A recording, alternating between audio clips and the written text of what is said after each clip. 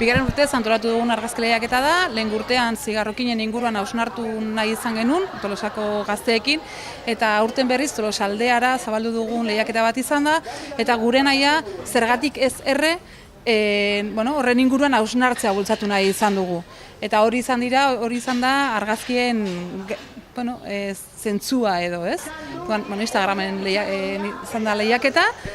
Eta, 24 pertsonek parte hartu dute, esateto 24, zeren 25. argazkia epezkanpo iritsi izan, eta orduan ezin izan du lehiaketan sartu, ez? Kontutan hartu dugu, baina ez irabazle bezala. Negia da argazki lehiaketa hau azkenean, ikastetxean egin dugun lan baten ondorio sortu diren argazki batzuk izan dire, ez guztiek, baino bai asko, eta orduan horra agertzen dena da, askotan hitz egiten da, ze txarra den erretzea, ez? Baina gu pixka bat aurreratu nahi izan dugu, eta neraiei begira eta herritarrei guztiei begira, esan nahi izan duguna edo galdetu nahi izan diaguna da, zeintzuk diren beraien arrazoiak erregabe mantentzeko. Ez da erretzen baduzu gutxi, baizik eta albaduzu ez hasi. Eta hori da, argazkian erakusten dana, osasuna, agian arrazoiak berdintsuak dira, baino perspektiba ezberdina da.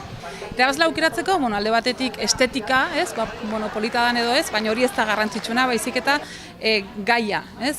Danielek, guk aukeratu dugun argazkia Danielena izan da, eta guretzako oso garrantzitsu izan da berak ze argudio eman duen da. Berak ematen zuen argudioa, guk ez genuen ezagutzen, baina Instagramen jarri duna argudioa izan da, erretzeak beste ekintza batzuk egitetik edo, gogoaken diezagukela, eta egitu zaigu egia esan oso hausnarketa polita, ez?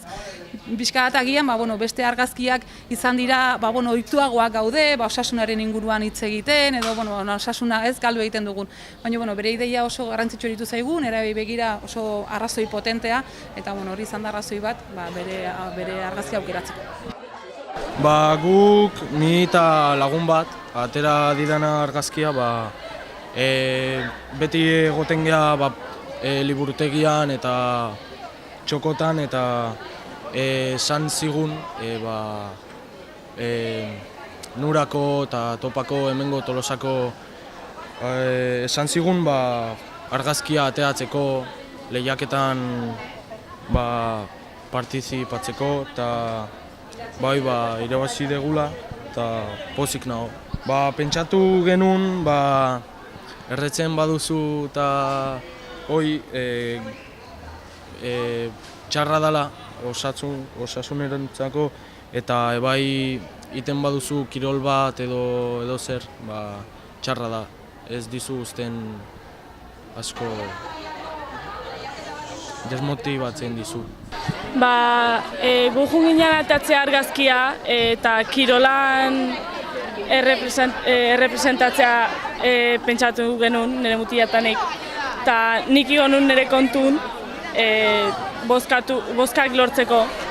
Eta ez kanpainaikin, nire segidorekin ilonun argazkia eta ateatzena. Esan ziaten lehiaketa hau zehola eta esan nun nola argazkia ateatzea pila gusta ezaiten, esan nun, eta kirola ere gusta ezaiten itea, esan nun argazkien got.